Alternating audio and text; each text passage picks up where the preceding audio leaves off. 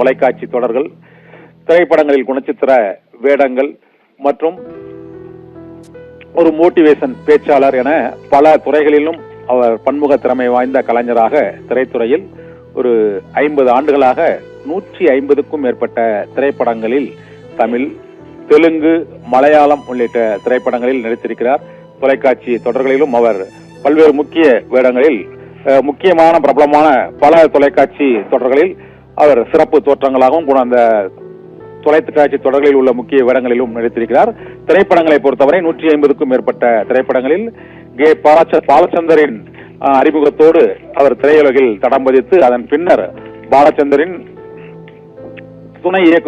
அவரிடம் உதவி இயக்குநராக பணிபுரிந்த மற்ற இயக்குநர்கள் பலரது முக்கிய திரைப்படங்களிலும் அவர் நடித்திருக்கிறார். அவர் நடித்த திரைப்படங்களில் புகழ்பெற்ற திரைப்படங்களாக நாம் எடுத்துக் கொள்வது அந்த 7 நாட்கள் மற்றும் அவள் ஒரு தொடர்கதை, ஆட்டோகிராஃப் மற்றும் கன்னி பருவத்திலே, காவலுக்கு கெட்டிக்காரன் உள்ளிட்ட பல்வேறு திரைப்படங்களிலும் நடிகர் கமலஹாசனுடன் சத்யா, விருமாண்டி மற்றும் சிறை, சின்ன ஜமீன் உள்ளிட்ட படங்களிலும், ரஜினிகாந்துடன் தனிக்காட்டு ராஜா உள்ளிட்ட திரைப்படங்களோடும், திருப்பதி உள்ளிட்ட நடிகர் விஜயுடன் இணைந்தும் அவர் பல்வேறு திரைப்படங்களில் நடித்திருக்கிறார். இதே போல மகாநதி, மண்ணுக்குள் வைரம், மானஸ்தன் உள்ளிட்ட படங்களிலும், மெட்டி, ரமணா உள்ளிட்ட திரைப்படங்களிலும், விஜயகாந்த் மற்றும் விஜய், ரஜினி, கமல் உள்ளிட்ட முக்கிய திரைப்பட நடிகர்களோடு குணச்சித்திர வேடங்களில் அவர்களது திரைப்படங்களில் அவர் முக்கிய வேடங்களில் பங்காற்றி ரசிகர்களின் மனதில்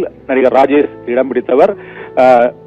இன்று காலையில் அவருக்கு உடல்நலக்குறைவு, ஒரு 8-15 மணி அளவில் உடல்நலக்குறைவு ஏற்பட்டதால் சென்னை போரூரில் உள்ள தனியார் மருத்துவமனையில் சிகிச்சைக்காக அனுமதிக்கப்பட்ட நிலையில் மாரடைப்பால் அவருக்கு உயிர் பிரிந்தது என்று, சிகிச்சை பலனளிக்காமல் உயிரிழந்தார் என்று தெரிவிக்கப்பட்டது. இன்று காலமாகியுள்ள நடிகர் ராஜேஷின் வயது 75.